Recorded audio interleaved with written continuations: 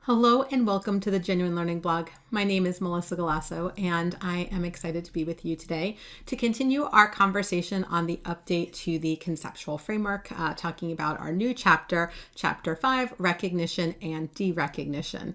So this chapter is obviously based on the topic, going to cover recognition and derecognition criteria for when an item should be incorporated or removed from a set of financial statements. Now, this is not a new concept, and so let's take a look here. This was issued in August of 2023, and the concepts for recognition were originally in concept statement number 5, which covers measurement. And so a lot of times we talk about recognition and measurement as sort of one thing.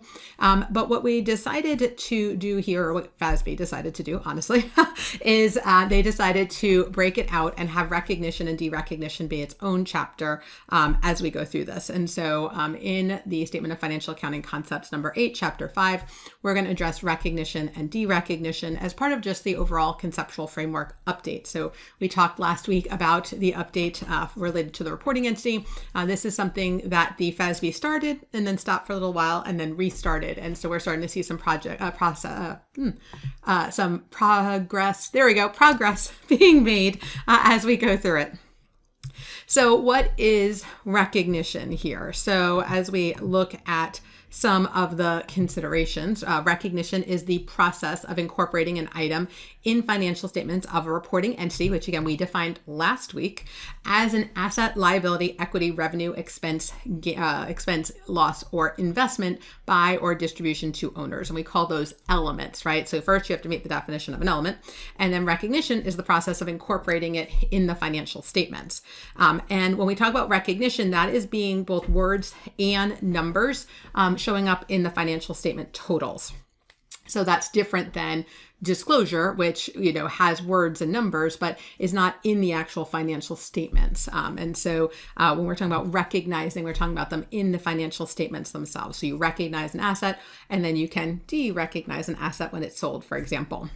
And so for an asset or liability, recognition involves recording the acquisition or incurrence of the item and later changes in the item related to measurement, included changes that result in the removal of it. So if you put an asset on the books, right, that is recognizing the asset. So if you purchase an asset or you complete the build out of an asset, right, you're going to meet the requirements for recognition.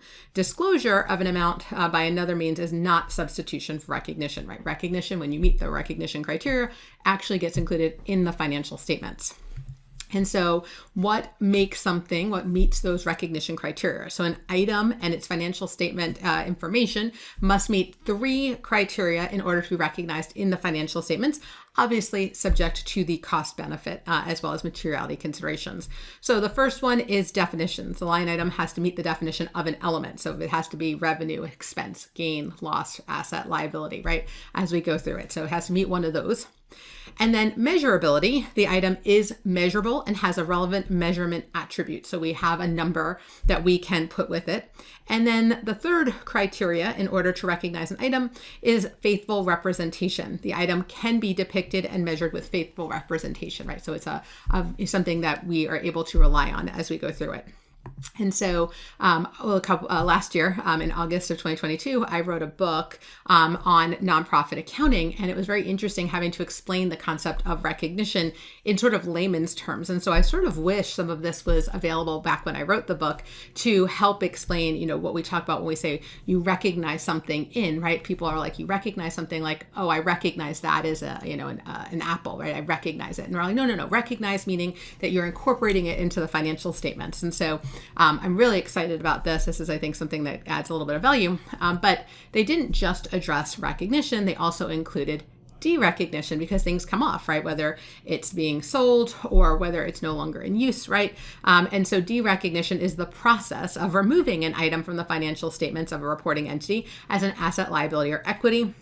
And this should occur when an item no longer meets one of the recognition criteria. And so we would then take it off the books. So an item should not be continued to be recognized if it does not meet the definition of an element, because obviously in that scenario, it would violate the recognition criteria.